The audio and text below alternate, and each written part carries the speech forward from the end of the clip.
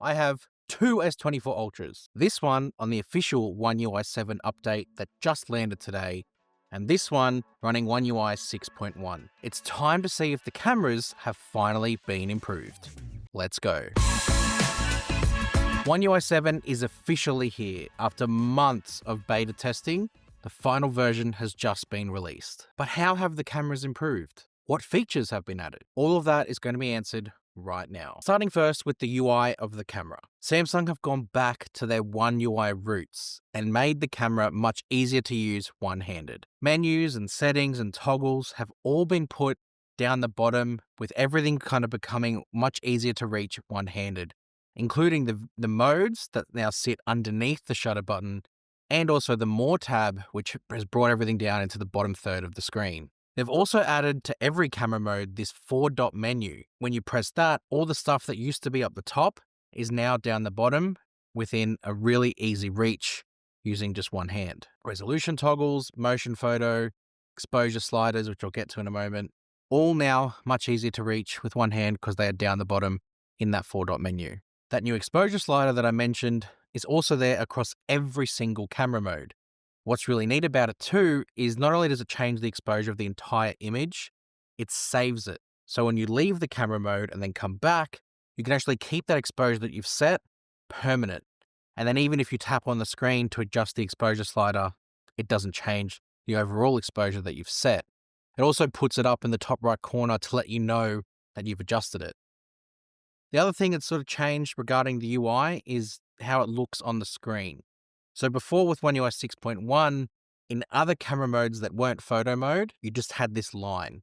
Whereas with oneui 7, it's kind of giving you this line with other little lines above it and then a circle. It's really helping guide the best, most level version of the image or video that you can get. But then the main shot suggestions guide has also changed. Whereas before you had a big circle that you used to have to then line up with a little circle, you now have an X with a big circle around it that you need to kind of line up to get the composed photo that you want or that they're suggesting. It's not like it's better, it's just different. Alongside those UI changes is the functionality of the cameras. The S24 Ultra, being near as powerful as the S25 Ultra from a hardware standpoint, can adopt some of the S25 series' camera features. The main one, and well, I would say pretty much the only one, is log video recording. In advanced video options, when you have HEVC toggled on, you can now add log video as one of your recording options. I've already waxed lyrical about this on the S25 series and how much I love using it. It's such a powerful tool in terms of how it strips back color, but it retains dynamic range. When you've enabled it in advanced video options, you see it become a toggle in the top right corner of your video mode. Like I said, it retains the dynamic range but preserves it in a flat color profile. So then you have the option to go in later and correct the color yourself. You can either do that in programs like Premiere Pro, or Samsung give you a handy color correction toggle inside the gallery when you swipe up on the video. You can see the difference here. You've got S24 Ultra and oneui 6.1 recording normal 4K 30 versus log. You can see how much flatter the profile is. But then when you correct the color, it kind of brings it back to life. And I just prefer that style, especially how you can control it a bit more yourself. What I didn't see that's new in the S25 series is the updated single take.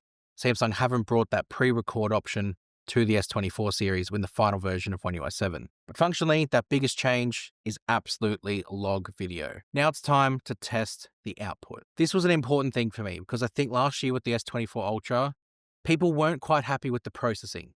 So a lot of people are expecting Samsung to make improvements here. Let's take a look. Straight away, the first thing I noticed with the first photo I took side by side is that Samsung have cooled down the tones.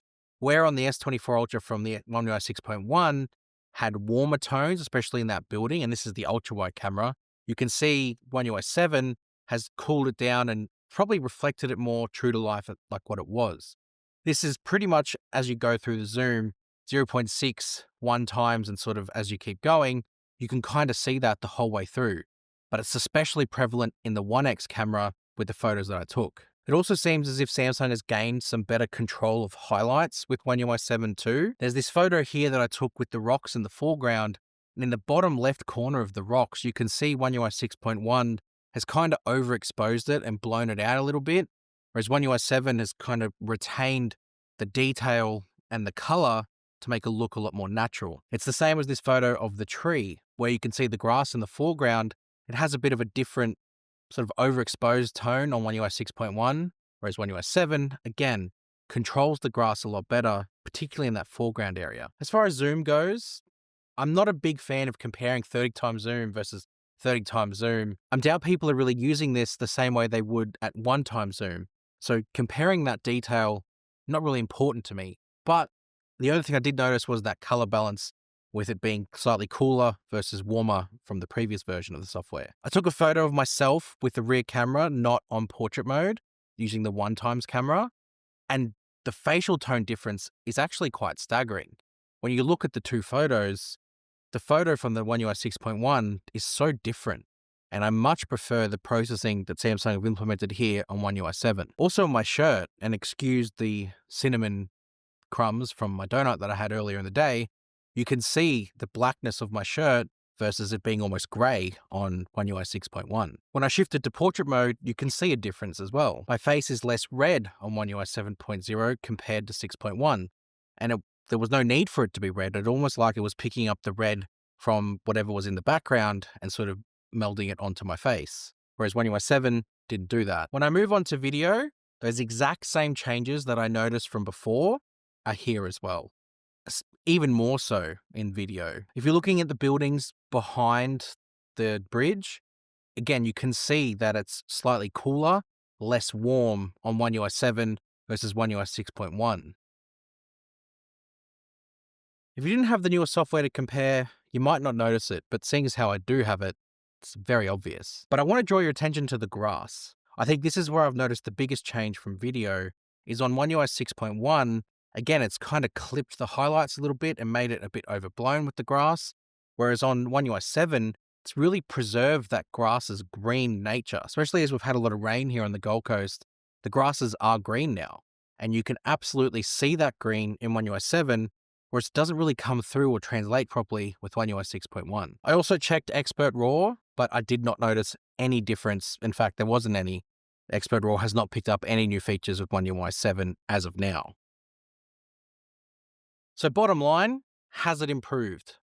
Yes. Not only do you get the refreshed user interface, not only do you add log video, but you also get much better processing, much more refined processing, which we've seen from Samsung before. Seems to be something that they do to refine their software and their processing of their camera as time goes on and as updates roll out. It's obviously been a while for One UI 7, so it's nice to see that you'll be getting a better experience from the camera on the whole. It almost makes it feel like a brand new phone, and maybe that's my next video.